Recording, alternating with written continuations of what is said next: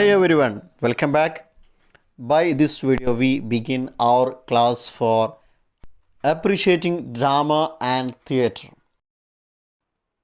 Yes, this is 5th semester core paper 2019 admission new syllabus. The first module is drama some key concepts. In module 1, we have two parts. First one, basic elements of drama. And topics from this part are tragedy, comedy, tragic comedy, the constituent parts of drama, plot, character, thought, song, spectacle, diction, three unities, tragic hero, chorus, simple plot and complex plot, the basic structure of tragedy. And the second part is history of drama. As we deal this second part, and we will see the topics from this part in coming classes, and in this video we will cover the first topic from second part, Greek theatre and drama. Is module 1 part B, history of drama. Drama എന്നത് ആശയങ്ങൾ വ്യത്യസ്ത രൂപങ്ങളിലൂടെ മറ്റുള്ളവർക്ക് മുമ്പിൽ exhibit ചെയ്തുകൊണ്ട് staging നടത്തി അഭിനയിച്ചുകൊണ്ട് പ്രദർശിപ്പിക്കുന്ന ഒരു literary കോമ്പോസിഷനാണ്, കലാസൃഷ്ടി ആണ്. ടു ആക്ട് എന്ന അർത്ഥം വരുന്ന ഡ്രാൻ എന്ന ഗ്രീക്ക് വേർഡിൽ നിന്നാണ് ഡ്രാമ എന്ന വേർഡ് ഡിറൈവ് ചെയ്ത് വന്നിട്ടുള്ളത്.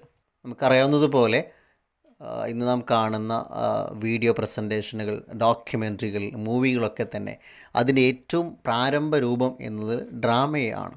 ഡ്രാമയിൽ നിന്നാണ് പിന്നീട് ഇത്തരം രൂപങ്ങളൊക്കെ, കലാരൂപങ്ങളൊക്കെ വന്നിട്ടുള്ളത്. മറ്റു പോയട്രിയിൽ നിന്നും പ്രോസിൽ നിന്നൊക്കെ വ്യത്യസ്തമായി വാച്ച് ചെയ്തുകൊണ്ട്, കേട്ടുകൊണ്ട്, അതിൻ്റെ ഓഡിയൻസിനെ എൻ്റർടൈൻ ചെയ്തുകൊണ്ട്, അവരെ വളരെ താല്പര്യത്തോടു കൂടി പിടിച്ചു നിർത്തിക്കൊണ്ട് അവരിലേക്ക് ഏറ്റവും ലളിതമായി മെസ്സേജ് കൺവേ ചെയ്യുന്ന ഒരു ലിറ്ററി കോമ്പോസിഷനായിരുന്നു ഡ്രാമ. അതുകൊണ്ട് തന്നെ ചരിത്രപരമായി വളരെയധികം പ്രാധാന്യമുള്ള ഒരു കലാരൂപമാണ് ഡ്രാമ എന്നത്. ഇന്ന് കാണുന്ന ഈ ഡ്രാമ ഒറിജിൻ ചെയ്തിരിക്കുന്നത് ആൻഷ്യൻ്റ് ഗ്രീസിലാണ്. Then Dionysus, the god of nature, fertility and wine, അതുപോലെ ഫ്രൂട്ട്സിൻ്റെ, ഫെസ്റ്റിവിറ്റിയുടെ, റിലീജിയസ് എക്സ്റ്റാസിയുടെ ഒക്കെ ദേവനായി കണക്കാക്കിയിരുന്ന ഡൈനൈസസ് അദ്ദേഹത്തിൻ്റെ ഫെസ്റ്റിവൽസിൽ ധാരാളം റിച്വലൈസ്ഡ് ഡാൻസിങ്, ആചാരപരമായ ധാരാളം മതചടങ്ങുകൾ ഉൾക്കൊള്ളുന്ന ഡാൻസും അതുപോലെ പാട്ടുകളൊക്കെ ഉൾക്കൊള്ളുന്നതായിരുന്നു. ഇങ്ങനെയുള്ള ധാരാളം കലാരൂപങ്ങൾ ഫെസ്റ്റിവലിൻ്റെ ഭാഗമായി നടന്നിട്ടുണ്ടായിരുന്നു. ഇത് ക്രമേണ വളരുകയും പല രീതിയിലുമൊക്കെ ആവിഷ്കരിക്കുകയുണ്ടായി. ഇതാണ് ഡ്രാമയുടെ ഒരു ഉത്ഭവം ആയിട്ട് കണക്കാക്കുന്നത്. അത്തരം സെലിബ്രേഷനുകളിൽ, ഫെസ്റ്റിവലുകളിൽ രണ്ട് തരത്തിലുള്ള ഡ്രാമകളാണ്, കലാരൂപങ്ങളാണ് എക്സിബിറ്റ് ചെയ്തിട്ടുണ്ടായിരുന്നത്. First one tragedy, then comedy. Tragedy എന്ന് പറയുമ്പോൾ മനുഷ്യജീവിതത്തിൻ്റെ വളരെ സീരിയസ് പാർട്ട്, നിമിഷങ്ങൾ എക്സിബിറ്റ് ചെയ്യുന്നതായിരുന്നു ട്രാജഡി എന്നത്. ഹ്യൂമൻ സഫറിങ്സുകൾ, ടെറിബിൾ ആൻഡ് സോറോഫുൾ ഈവൻസുകൾ, അൺഹാപ്പി മൊമെൻറ്റ്സുകൾ അത് എക്സിബിറ്റ് ചെയ്യുന്ന, പ്രദർശിപ്പിക്കുന്ന ഡ്രാമകളായിരുന്നു ട്രാജഡി എന്നത്. Then second one comedy, comic drama, presenting comic moments of human life. ജോക്സുകൾ, കോമിക് മൊമെൻറ്റ്സുകൾ പ്രദർശിപ്പിക്കുന്നതാണ് കോമഡി എന്നത്. എന്നാൽ ഇംഗ്ലണ്ടിൽ ഡ്രാമ ഒറിജിൻ ചെയ്തിരിക്കുന്നത് റിലീജിയസ് പെർഫോമൻസുകളിൽ നിന്നാണ്, മതപരമായ അനുഷ്ഠാനങ്ങളിൽ നിന്നാണ്, അത്തരം മതപരമായ പ്രാധാന്യമുള്ള പ്രകടനങ്ങളിൽ നിന്നായിരുന്നു. അന്ന് മതപരമായ സംഭവങ്ങളൊക്കെ അവതരിപ്പിക്കുന്ന സമയത്ത് പ്രീസ്റ്റുകളായിരുന്നു ക്യാരക്ടേഴ്സായിട്ട്, ആക്ടേഴ്സായിട്ട് ഉണ്ടായിരുന്നത്. അതുപോലെ ഇത്തരം പ്രകടനങ്ങൾ, അവതരണങ്ങളൊക്കെ നടത്തിയിട്ടുണ്ടായിരുന്നത് ഇൻസൈഡ് ദ ചർച്ച്. എന്നാൽ കാലക്രമേണ ഇത്തരം മതപരമായ പെർഫോമൻസുകളൊക്കെ ചർച്ചിൻ്റെ പുറത്തു വെച്ച് അവതരിപ്പിക്കുകയും പ്രകടിപ്പിക്കുകയുമൊക്കെ ചെയ്യുകയുണ്ടായി. ക്രമേണ അത്തരം കലാരൂപങ്ങൾക്ക് വ്യത്യസ്ത രൂപങ്ങളും മാനങ്ങളൊക്കെ വരികയും ഡ്രാമയായി മാറുകയും അത് ജനങ്ങൾക്കിടയിൽ വളരെ പോപ്പുലറായൊരു കലാരൂപമായി മാറുകയും ചെയ്തു. അപ്പോൾ ഇതാണ് ഹിസ്റ്ററി ഓഫ് ഡ്രാമയുമായി ബന്ധപ്പെട്ട് ഒരു ഇൻട്രൊഡക്ഷനായി പറയാനുള്ളത്. ദെൻ ഇതിൽ വരുന്ന first topic Greek theatre and drama. Yes, theatre is a form of self-expressions and self-realizations. It is a communal art involving the actors and the spectators alike. Yes, theatre എന്നത് നമുക്കറിയാവുന്നതുപോലെ drama പ്രദർശിപ്പിക്കുന്ന ഇടങ്ങളായിരുന്നു. Yes, അത് self എക്സ്പ്രഷൻ്റെയും അതുപോലെ self റിയലൈസേഷൻ്റെയും അവസരങ്ങളായിരുന്നു ഇത്തരം തിയേറ്ററുകളൊക്കെ തന്നെ. ഒരു communal ആർട്ടായിട്ടാണ് തിയേറ്ററിനെയും ഡ്രാമയുമൊക്കെ പരിഗണിച്ചു പോരുന്നത്. ആക്ടേഴ്സ് ആൻഡ് സ്പെക്ടാറ്റേഴ്സ്, അഭിനയിക്കുന്നവരുടെയും ഓഡിയൻസിൻ്റെയും ഒബ്സർവറുടെയും ഈവൻറ്റിനെ, കലാരൂപങ്ങളെ വാച്ച് ചെയ്യുന്ന, അതിലെ ആക്ടേഴ്സിനെ പ്രോത്സാഹിപ്പിക്കുന്ന സ്പെക്ടാക്ടേഴ്സ്, ഈ രണ്ട് വിഭാഗത്തിനും തുല്യമായ പ്രാധാന്യം ലഭിക്കുന്ന, സാമൂഹ്യമായി ഏറെ പ്രാധാന്യമർഹിക്കുന്ന ഒരു കലാരൂപമായിരുന്നു തിയേറ്ററുകളിലൊക്കെ തന്നെ പ്രദർശിപ്പിച്ചിട്ടുണ്ടായിരുന്നത്. അതിനാൽ തന്നെ മനുഷ്യൻ്റെ സാമൂഹികമായ വളർച്ചയിൽ ഇത്തരം തിയേറ്ററുകൾക്കൊക്കെ വലിയ പ്രാധാന്യമുണ്ടായിരുന്നു. ദെൻ തിയേറ്റർ എന്ന വേർഡ് തിയേട്രോൺസ്, പ്ലേസ് ഫോർ വ്യൂയിങ്, കാണാനുള്ള, വ്യൂ ചെയ്യാനുള്ള ഒരു സ്ഥലം എന്ന അർത്ഥം വരുന്ന തിയേട്രോൺസ് എന്ന ഗ്രീക്ക് വേർഡിൽ നിന്നാണ് ഡിറൈവ് ചെയ്ത് വന്നിട്ടുള്ളത്. യെസ്, അതുകൊണ്ട് തന്നെ തിയേറ്റർ എന്ന വേർഡിനുകൊണ്ട് അർത്ഥമാക്കുന്നത് നാടക കലാരൂപങ്ങൾ പ്രദർശിപ്പിക്കാനുള്ള ഒരു സ്പേസ്, ഒരു ഇടം എന്നാണ്. തിയേറ്റർ എന്നത് മനുഷ്യനെ എൻ്റർടൈൻ ചെയ്യാനുള്ള, അവനെ ആനന്ദിപ്പിക്കുന്ന ഒരു സ്ഥലം എന്ന രൂപത്തിലാണ് നമ്മളതിനെ മനസ്സിലാക്കി പോരുന്നത്. എന്നാൽ പിൽക്കാലത്ത് ഇത്തരം തിയേറ്ററുകളൊക്കെ തന്നെ മനുഷ്യൻ്റെ സംഘട്ടനങ്ങൾ, ആ കാലത്തെ മനുഷ്യർ അനുഭവിച്ചിരുന്ന പ്രയാസങ്ങൾ, അന്നത്തെ സമൂഹത്തിൻ്റെ സ്ട്രഗിൾസുകളും കോൺഫ്ലിക്റ്റുകളൊക്കെ പോർട്രേറ്റ് ചെയ്തിരുന്ന, പ്രദർശിപ്പിച്ചിരുന്ന, ചർച്ച ചെയ്തിരുന്ന ഒരു ഇടമായിരുന്നു. And it is also used as a means of propaganda. വ്യത്യസ്ത ആശയങ്ങളുടെ, മതപരമായ ആശയങ്ങളുടെ, സാമൂഹിക രാഷ്ട്രീയ ആശയങ്ങളുടെ, ചിന്തകളുടെ, അഭിപ്രായങ്ങളുടെയൊക്കെ പ്രചരണത്തിനുള്ള ഒരു ഇടമായിട്ടാണ് അന്നത്തെ തിയേറ്ററുകളൊക്കെ പരിഗണിച്ചു വന്നിരുന്നത്. Greek theatre began in 6th century BCE in Athens. ആഥൻസിൽ 6ാം നൂറ്റാണ്ടിലാണ് ഗ്രീക്ക് തിയേറ്റർ, അതിൽ നാടകങ്ങളും മറ്റുമൊക്കെ പ്രദർശിപ്പിച്ചുകൊണ്ട് അതിൻ്റെ ആരംഭം കുറിച്ചിട്ടുള്ളത്. നേരത്തെ പറഞ്ഞതുപോലെ 2 രൂപത്തിലുള്ള ഡ്രാമകളാണ് ഗ്രീക്ക് തിയേറ്ററുകളിൽ അവതരിപ്പിച്ചിട്ടുണ്ടായിരുന്നത്. First one tragedy and second one comedy. Yes, Greek tragedy, Greek tragic ഡ്രാമയുടെ അതിൻ്റെ ഒരു ഒറിജിൻ എങ്ങനെയാണ് എന്നതിൽ സ്കോളേഴ്സിൻ്റെ ഇടയിൽ അഭിപ്രായ വ്യത്യാസമുള്ള കാര്യമാണ്. ചില ആളുകൾ ലിറിക്കൽ പെർഫോമൻസുമായി അതിൻ്റെ ഒറിജിൻ കണക്ട് ചെയ്യുന്നു. അതായത് പേഴ്സണൽ എമോഷൻസുകളും ഫീലിങ്സുകളും എക്സ്പ്രസ് ചെയ്യുന്ന കലാരൂപങ്ങളുമായിട്ട് കണക്ട് ചെയ്തുകൊണ്ട് അതിൻ്റെ അത്തരം ലിറിക്കൽ പെർഫോമൻസുകളാണ്, കലാരൂപങ്ങളാണ് ഇതിൻ്റെ ഒരു ഒറിജിൻ എന്ന് പറയുന്ന ആളുകളുണ്ട്. എന്നാൽ നേരത്തെ പറഞ്ഞ നാച്ചുറലിൻ്റെയും ഫെർട്ടിലിറ്റിയുടെയും വൈനിൻ്റെയും ഒക്കെ ദേവനായ ഡൈനോസിസസ് അവരുടെ വർഷിപ്പ് ചെയ്യുന്നതുമായി ബന്ധപ്പെട്ട് നടത്തിയിരുന്ന റിച്വൽസുകളിൽ കലാരൂപങ്ങളുമായി കണക്ട് ചെയ്തുകൊണ്ട്, ലിങ്ക് ചെയ്തുകൊണ്ടാണ് ചില ആളുകൾ ഇതിൻ്റെ ഒരു ഒറിജിനെ കാണുന്നത്. ഇത്തരം റിച്വൽസിൻ്റെ ഭാഗമായി ട്രാഗോഡിയ എന്ന സോങ്ങുകളൊക്കെ ആലാപിക്കുകയും മുഖമൊക്കെ കവർ ചെയ്തുകൊണ്ട്, മാസ്കുകളൊക്കെ ധരിച്ചുകൊണ്ടാണ് വ്യക്തികളെ തിരിച്ചറിയാൻ പറ്റാത്ത രൂപത്തിലേക്കാണ് പ്രസൻറ്റ് ചെയ്യപ്പെട്ടിരുന്നത്. അപ്പോൾ ഇങ്ങനെയുള്ള ചില കലാരൂപങ്ങളിലേക്ക് കണക്ട് ചെയ്തുകൊണ്ടും ചില ആളുകൾ അതിൻ്റെ ഒറിജിനെ പറയുന്നു. ഡൈനീഷ്യസ് റിച്വൽസുമായി ബന്ധപ്പെട്ട്, അദ്ദേഹത്തെ വർഷിപ്പ് ചെയ്യുന്നതുമായി ബന്ധപ്പെട്ട മതപരമായ ഇത്തരം ഫെസ്റ്റിവൽസുകളിൽ ഡാൻസും മ്യൂസിക്കും ഒക്കെ ചെയ്തിരുന്നത് കോറസ് എന്ന് പറയുന്ന ഒരു ടീമാണ്. ഗ്രീക്ക് ഡ്രാമയിലെ കോറസ് എന്ന് പറയുമ്പോൾ ഗ്രൂപ്പ് ഓഫ് ആക്ടേഴ്സാണ്. അതായത് ഡ്രാമയുടെ, ആ പ്ലേയുടെ മെയിൻ ആക്ഷൻസ് സോങ്ങോടുകൂടി അല്ലെങ്കിൽ ഡാൻസോടു കൂടിയൊക്കെ റിസൈറ്റ് ചെയ്തൊക്കെ അതിൻ്റെ മെയിൻ തീം ഡിസ്ക്രൈബ് ചെയ്യുന്ന ഒരു ഗ്രൂപ്പ് ഓഫ് ആക്ടേഴ്സാണ് കോറസ് എന്ന് പറയുന്നത്. അവരാണ് പ്രധാനമായും കാര്യങ്ങൾ ഡിസ്ക്രൈബ് ചെയ്യുന്നത്, കമൻറ്റ് ചെയ്യുന്നത്. ആ ഒരു ടീമാണ് ഇതിൻ്റെ ഡാൻസും മ്യൂസിക്കൊക്കെ ചെയ്തിട്ടുണ്ടായിരുന്നത്. Then music provided by an aulos player. Aulos player എന്ന് പറയുമ്പോൾ ഗ്രീക്കിൽ മ്യൂസിക്കിന് വേണ്ടി ഉപയോഗിച്ചിരുന്ന, മ്യൂസിക് പ്ലേ ചെയ്യാൻ ഉപയോഗിച്ചിരുന്ന ഒരു മ്യൂസിക് ഇൻസ്ട്രുമെൻ്റ് ആയിരുന്നു ആലോസ് പ്ലെയർ. ഒരു ഫ്ലൂട്ടിനൊക്കെ സമാനമായ ഒരു ഡിവൈസ് ആയിരുന്നു ഇത്തരം ഫെസ്റ്റിവൽസിലും ബർത്ത് ആൻഡ് ഡെത്തുമായി ബന്ധപ്പെട്ട സെറിമണികളിലും അതുപോലെ ഗെയിംസിൽ വരെ ഈ ഒരു ഇൻസ്ട്രുമെൻറ്റ് ഉപയോഗിച്ചിട്ടുണ്ടായിരുന്നു. ആലോസ് പ്ലെയർ ആണ് മ്യൂസിക്കിന് വേണ്ടി അന്ന് ഇത്തരം ഡ്രാമകളിലേക്ക് ഉപയോഗിച്ചിട്ടുണ്ടായിരുന്നത്. ദെൻ അക്കാലത്ത് ഗ്രീക്കുകളിൽ ഡ്രാമ പെർഫോം ചെയ്തിട്ടുണ്ടായിരുന്നത് ഓപ്പൺ എയർ തിയേറ്ററുകളിൽ വെച്ചായിരുന്നു. മാത്രമല്ല വിത്ത് വണ്ടർഫുൾ അക്യൂസ്റ്റിക്സ്, ശബ്ദ നിയന്ത്രണങ്ങളോട് കൂടി, അതായത് വളരെ കൃത്യമായി കേൾക്കാൻ പറ്റുന്ന രൂപത്തിൽ പ്രത്യേകം ക്രമീകരിച്ചിട്ടുള്ള സൗണ്ട് സിസ്റ്റങ്ങളോട് കൂടിയ ഓപ്പൺ എയർ തിയേറ്ററുകളിൽ വെച്ചിട്ടായിരുന്നു ഡ്രാമകൾ പെർഫോം ചെയ്തിട്ടുണ്ടായിരുന്നത്. ദെൻ ഗ്രീക്ക് ട്രാജിക് ഡ്രാമകളൊക്കെ സെറ്റ് ചെയ്തിട്ടുണ്ടായിരുന്നത് ഗ്രീക്ക് മിത്തോളജിയെ ബേസ് ചെയ്തുകൊണ്ടായിരുന്നു. ഗ്രീക്ക് പുരാണ കഥകളെ ബേസ് ചെയ്തുകൊണ്ട് stories concerning gods and heroes of ancient Greek. അതുപോലെ ആൻഷ്യൻറ്റ് ഗ്രീക്കിലെ റിച്വൽസിനെയൊക്കെ പറ്റി, മതപരമായ ഇത്തരം ആഘോഷങ്ങൾ, ചടങ്ങുകൾ, ഇതിനെയൊക്കെ പറ്റിയുള്ള പുരാണ കഥകൾ, ആ കഥകളൊക്കെ ബേസ് ചെയ്തുകൊണ്ടാണ് ഗ്രീക്ക് ട്രാജിക് ഡ്രാമകൾ, ഗ്രീക്ക് ട്രാജഡികൾ പ്ലേ ചെയ്തിട്ടുണ്ടായിരുന്നു. ഗ്രീക്ക് ട്രാജിക് ഡ്രാമയുടെ പ്ലോട്ട് എന്ന് പറയുന്നത്, അതിൻ്റെ ഒരു തീം എന്ന് പറയുന്നത് ഗ്രീക്ക് മിത്തോളജിയിലെ സംഭവങ്ങളായിരുന്നു. അതിനെ ബേസ് ചെയ്തുകൊണ്ടാണ് ട്രാജിക് ഡ്രാമകൾ എഴുതപ്പെട്ടിട്ടുണ്ടായിരുന്നത്. ദെൻ ആ കാലത്ത് ട്രാജിക് ഡ്രാമകൾ പെർഫോം ചെയ്തിരുന്ന ആക്ടേഴ്സ് വളരെ റെസ്ട്രിക്റ്റഡ് നമ്പേഴ്സ് ആയിരുന്നു. വളരെ ചുരുങ്ങിയ ആക്ടേഴ്സ് മാത്രമാണ് അഭിനയിച്ചിട്ടുണ്ടായിരുന്നത്. എന്നാൽ ഇങ്ങനെയുള്ള ആക്ടേഴ്സുകളൊക്കെ മൾട്ടിപ്പിൾ റോൾസുകളാണ്, ഒന്നിൽ അധികം റോളുകളായിരുന്നു അഭിനയിച്ചിട്ടുണ്ടായിരുന്നത്. എന്നാൽ വ്യത്യസ്ത റോളുകൾ കൈകാര്യം ചെയ്യുന്ന സമയത്ത് മാസ്കുകളും കോസ്റ്റ്യൂംസുകളൊക്കെ ചേഞ്ച് ചെയ്തുകൊണ്ട്, വോയിസും ഗസ്റ്റേഴ്സുകളൊക്കെ ചേഞ്ച് ചെയ്തുകൊണ്ട് അവരുടെ ഒരു റോള് കൃത്യമായി വേർതിരിയുന്ന രൂപത്തിൽ തന്നെയായിരുന്നു അവർ പെർഫോം ചെയ്തിട്ടുണ്ടായിരുന്നത്.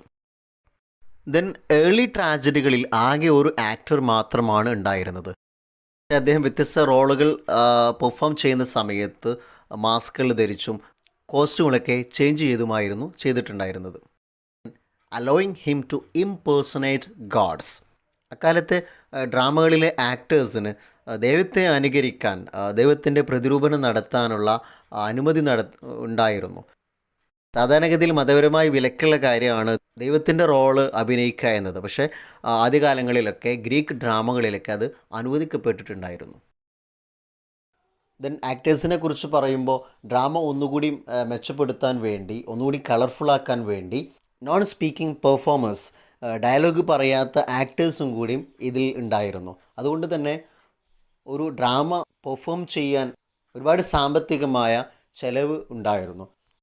അതുകൊണ്ട് തന്നെ സാമ്പത്തികമായി ചിലവഴിക്കാൻ കഴിയുന്ന ഒരു ടീംസിന് മാത്രമാണ് അതിഗംഭീരമായ ഡ്രാമകളൊക്കെ പെർഫോം ചെയ്യാൻ സാധിച്ചിട്ടുണ്ടായിരുന്നുള്ളൂ.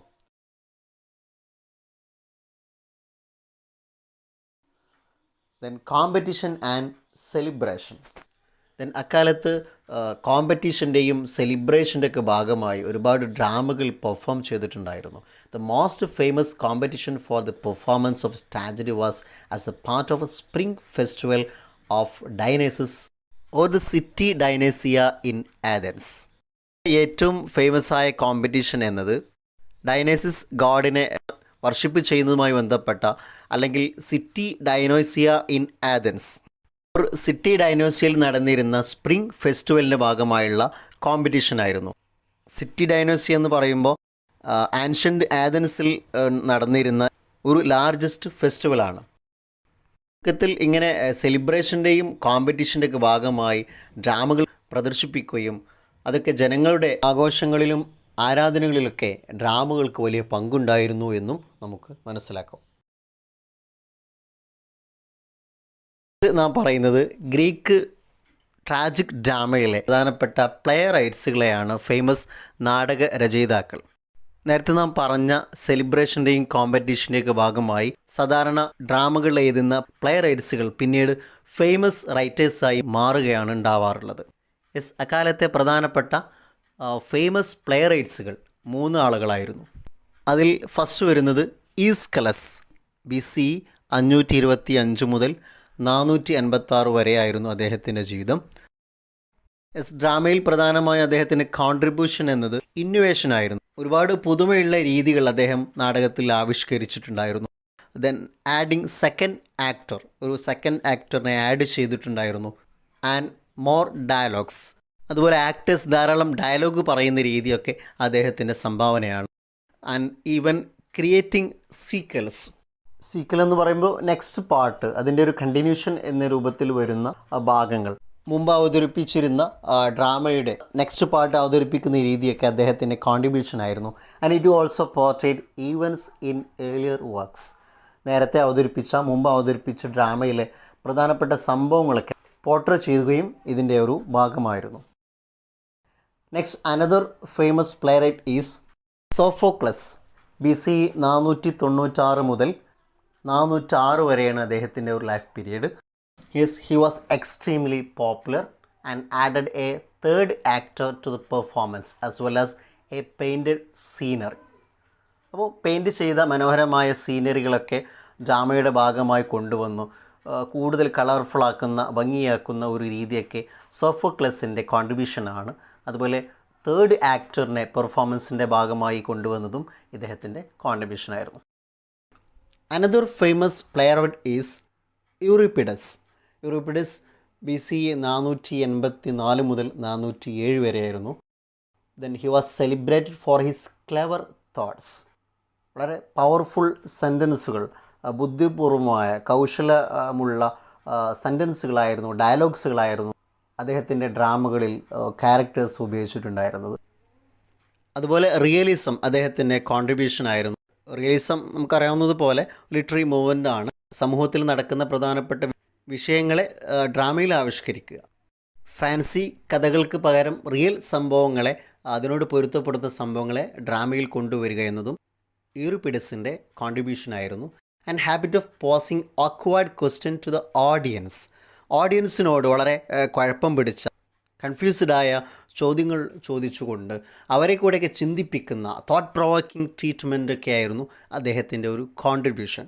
തോട്ട് പ്രൊവോക്കിംഗ്, ചിന്തോദ്ദീപകമായ, ചിന്തിക്കാൻ, ആലോചിക്കാൻ പ്രേരിപ്പിക്കുന്ന തരത്തിലുള്ള നമ്മുടെ ആറ്റിറ്റ്യൂഡിനെയും ബിലീഫിനെയും പേഴ്സ്പെക്റ്റീവിനെയൊക്കെ ചാലഞ്ച് ചെയ്യുന്ന രൂപത്തിലുള്ള പ്രസൻറ്റേഷനായിരുന്നു, ട്രീറ്റ്മെൻറ്റായിരുന്നു അദ്ദേഹത്തിൻ്റെ ഡ്രാമകൾ. ഇതൊക്കെയായിരുന്നു യൂറിപ്പിഡസിൻ്റെ കോൺട്രിബ്യൂഷൻ. അപ്പോൾ ഇവരൊക്കെയായിരുന്നു ആ കാലത്തെ പ്രധാനപ്പെട്ട ഗ്രീക്ക് ട്രാജിക് ഡ്രാമയുടെ പ്ലെയറൈറ്റ്സുകൾ. Next, Greek comedy. Second type of drama, comedy. രണ്ട് തരത്തിലുള്ള ഡ്രാമകളാണ് ഉള്ളത്, ട്രാജഡി ആൻഡ് കോമഡി. അതിലെ ഗ്രീക്ക് ട്രാജഡിയെ പറ്റിയാണ് നാം പറഞ്ഞത്. ഇനി ഗ്രീക്ക് കോമഡിയാണ് പറയാനുള്ളത്. എങ്ങനെയാണ് ഗ്രീക്ക് കോമഡിയുടെ ഒരു ഒറിജിൻ? നമുക്കറിയാവുന്നതുപോലെ ട്രാജഡി എന്നത് ജീവിതത്തിലെ ദുരവസ്ഥകൾ, സങ്കടങ്ങൾ, പ്രയാസങ്ങൾ, ദുരന്തങ്ങൾ, അപകടങ്ങളൊക്കെ റെപ്രസെൻ്റ് ചെയ്യുന്നതാണ്. നേരെ വിപരീതമാണ് കോമഡി. സന്തോഷകരമായ, മിമിക്കിംഗ് ചെയ്യുന്ന സന്തോഷകരമായ നിമിഷങ്ങളൊക്കെയാണ് റെപ്രസെൻ്റ് ചെയ്യുന്നത്. ഗ്രീക്ക് കോമഡിയുടെ ഒറിജിൻ എന്നത് പോർട്രെയിലാണ്.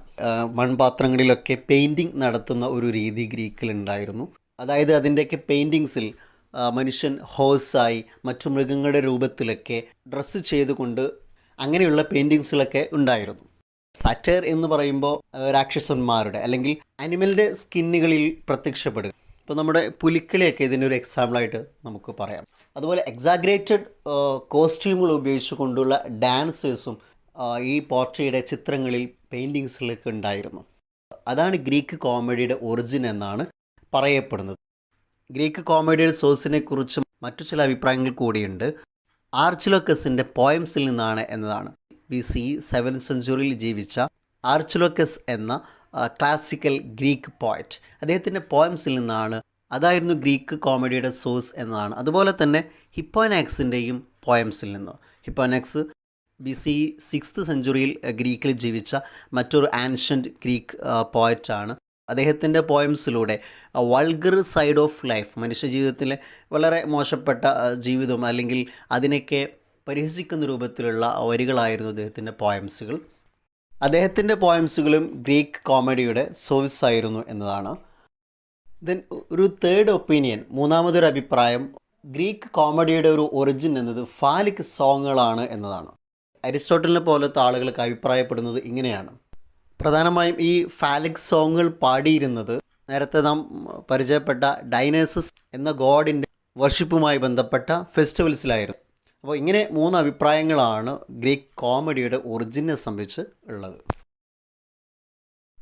നെക്സ്റ്റ് പറയാനുള്ളത് ഗ്രീക്ക് കോമഡിയുടെ സ്ട്രക്ചർ, അതിൻ്റെ ഒരു ഘടന, എങ്ങനെയാണ് ഗ്രീക്ക് കോമഡിയുടെ ആ ഒരു ഡ്രാമയുടെ രൂപം എന്നതാണ്. ഒരുപാട് ഇന്നോവേഷൻസ് നടന്നിട്ടുണ്ടെങ്കിലും ഗ്രീക്ക് കോമഡിക്ക് ഒരു കൺവെൻഷണൽ സ്ട്രക്ചർ, ഒരു വ്യവസ്ഥാപിതമായ സ്ട്രക്ചർ ഉണ്ടായിരുന്നു. ഗ്രീക്ക് കോമഡിയുടെ ഫസ്റ്റ് പാർട്ട് പാരഡോസ് ആയിരുന്നു. പാരഡോസ് എന്നത് ഡ്രാമയിലെ ആക്ടേഴ്സായ കോറസിൻ്റെ ഗായക സംഘങ്ങളുടെ മ്യൂസിക് പെർഫോമൻസ് ആയിരുന്നു. ഈ കോറസിൻ്റെ മ്യൂസിക് പെർഫോമൻസിന് ശേഷമായിരുന്നു പലപ്പോഴും ഡ്രാമക്ക് പേര് പോലും നൽകിയിട്ടിരുന്നത്, അതിൻ്റെ ഡീറ്റെയിൽസുകളും മറ്റു വിവരങ്ങളൊക്കെ നൽകിയിട്ടുണ്ടായിരുന്നത്. സെക്കൻഡ് പാർട്ട് ആഗൺ എന്നാണ് അറിയപ്പെട്ടിരുന്നത്. ഈ ഒരു ഭാഗത്ത് പ്രധാനമായും വിറ്റി വെർബൽ കോണ്ടസ്റ്റുകളായിരുന്നു, അല്ലെങ്കിൽ ഡിബേറ്റുകളായിരുന്നു ബിറ്റ്വീൻ ദ പ്രിൻസിപ്പൽ ആക്ടേഴ്സ്. അതായത് ഡ്രാമയിലെ പ്രധാനപ്പെട്ട ആക്ടേഴ്സുകൾ തമ്മിലുള്ള ഒരു തമാശ രൂപത്തിലുള്ള വിറ്റി വെർബൽ കോണ്ടസ്റ്റുകളായിരുന്നു, ഡിബേറ്റുകളായിരുന്നു. കേവലം അതൊരു സമയം പോക്കിന് മാത്രമുള്ള ചില സംഭവങ്ങളായിരുന്നില്ല. ആ ഡ്രാമയുടെ ആശയവുമായി ബന്ധമുള്ള വളരെ പ്രധാനപ്പെട്ട ഒരു ഭാഗം തന്നെയായിരുന്നു. അതോടൊപ്പം ഫാസ്റ്റ് ചേഞ്ചിങ് ഓഫ് സീൻസ്, വളരെ വേഗത്തിൽ സീനുകൾ പറഞ്ഞു പോകുന്ന ഒരു പാർട്ടും കൂടിയാണ് ആഗൺ എന്നത്. ഗ്രീക്ക് കോമഡിയുടെ തേർഡ് പാർട്ട് അറിയപ്പെട്ടിരുന്നത് പാരാബേസിസ് എന്നായിരുന്നു. പാരാബേസിസ് എന്നത് നേരത്തെ പറഞ്ഞ കോറസ് ഗായക സംഘങ്ങൾ അവർ ഡയറക്റ്റായിട്ട് ഓഡിയൻസിനോട് സംസാരിക്കുന്നു. ഇതാണ് തേർഡ് പാർട്ട് പാരാബേസിസ് എന്നത്. അതായത് മിമിക്രി പ്രോഗ്രാംസിലൊക്കെ കാണുന്നത് പോലെ, കഥാപ്രസംഗങ്ങളിൽ കാണുന്നത് പോലെ ഓഡിയൻസിനോട് നേരിട്ട് ഡയലോഗ്സ് പറയുക. നെക്സ്റ്റ് ഇതിൻ്റെ ഒരു സ്ട്രക്ചറിൻ്റെ ഭാഗമായി പറയാനുള്ളത് ഇതിൻ്റെ അവസാന ഭാഗത്തെ എക്സോഡോസ് എന്ന പാർട്ടാണ്. അതായത് ഫസ്റ്റ് പാർട്ടായ പാരഡോസിനെ പോലെ ലാസ്റ്റ് ഭാഗത്ത് അതിൻ്റെ കോറസ് ഗായക സംഘങ്ങൾ ആക്ടേഴ്സ് വന്ന് അനദർ റൗസിങ് സോങ്, ആവേശം ഉണ്ടാക്കുന്ന സോങ്ങുകൾ ഗാനങ്ങൾ ആലപിക്കുകയും ഡാൻസ് ചെയ്യുകയും ചെയ്ത് ഡ്രാമകൾ വൈൻഡപ്പ് ചെയ്യുന്നു. ഇതിനെയാണ് എക്സോഡോസ് എന്ന് പറയുന്നത്. അപ്പോൾ പ്രധാനമായും ഇങ്ങനെ 4 പാർട്ടുകൾ ഉൾക്കൊണ്ടതായിരുന്നു ഡ്രാമയുടെ കൺവെൻഷണൽ സ്ട്രക്ചർ. കോമിക് ഡ്രാമയുടെ ആക്ടേഴ്സിനെ പറ്റി, അതിൻ്റെ പ്ലേറൈറ്റ്സിനെ പറ്റിയാണ്. ട്രാജഡിയെ പോലെ തന്നെ കോമഡിയിലും എല്ലാ പെർഫോമൻസും എല്ലാ അഭിനേതാക്കളും മെയിൽ ആക്ടേഴ്സുകളായിരുന്നു. അതുപോലെ തന്നെ അവർ സിംഗേഴ്സുമായിരുന്നു, ഡാൻസേഴ്സുമായിരുന്നു.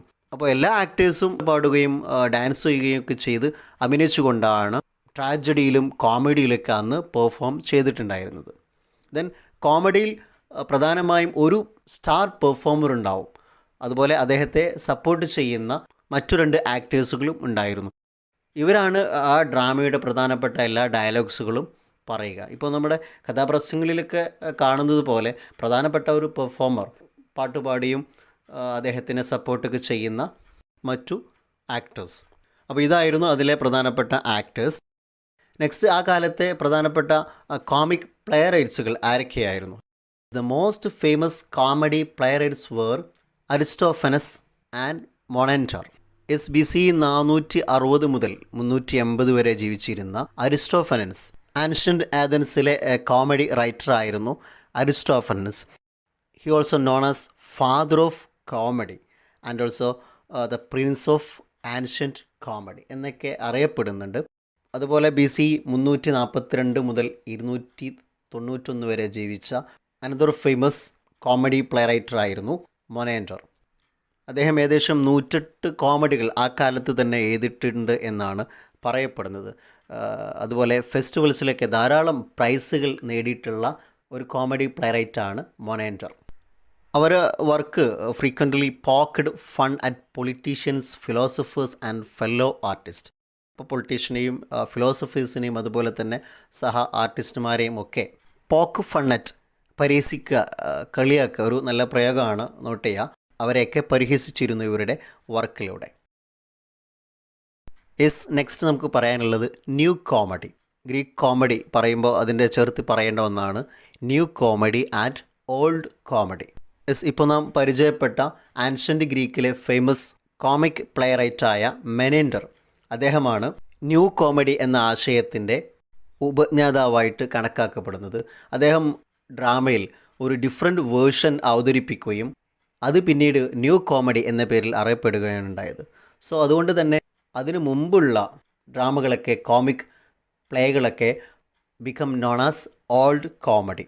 അപ്പോൾ മെനേഡർ പരിചയപ്പെടുത്തിയ പുതിയ രീതിയിലൊക്കെ വരുന്ന എഴുത്തുകളെ പിൽക്കാലത്ത് ന്യൂ കോമഡി എന്നും അതിന് മുമ്പുണ്ടായിരുന്ന രൂപങ്ങളിലൊക്കെ എഴുതുന്നതിനെ ഓൾഡ് കോമഡി എന്നും അറിയപ്പെട്ടു വന്നു. ദെൻ ഓൾഡ് കോമഡിയും ന്യൂ കോമഡിയും വ്യത്യസ്തമാകുന്നത് ന്യൂ കോമഡിയിൽ ഒരുപാട് പ്ലോട്ട് ട്വിസ്റ്റുകൾ വന്നു. മുമ്പുള്ളതിൽ വ്യത്യസ്തമായ ഒരുപാട് സസ്പെൻസുകൾ ധാരാളം ഉണ്ടായിരുന്നു. അതുപോലെ ട്രീറ്റ്മെൻറ്റ് ഓഫ് കോമൺ പീപ്പിൾ, സാധാരണ ജനങ്ങളുടെ പ്രശ്നങ്ങളും അവരുമായി ബന്ധപ്പെട്ട ഡെയിലി പ്രോബ്ലംസുകളൊക്കെ ആയിരുന്നു ഇതിൻ്റെ ഇതിവൃത്തമായി വന്നിട്ടുണ്ടായിരുന്നത്. ഇതൊക്കെയാണ് ഓൾഡ് കോമഡിയിൽ നിന്ന് ന്യൂ കോമഡിയെ വ്യത്യസ്തമാക്കുന്നത്. ദെൻ അവസാനമായി ഇതിൻ്റെ ഒരു കൺക്ലൂഷൻ എന്ന രൂപത്തിൽ പറയാനുള്ളത്, പുതിയ പ്ലേകളൊക്കെ ക്രമേണ ധാരാളമായി എഴുതപ്പെടുകയും പെർഫോം ചെയ്യുകയുണ്ടായി.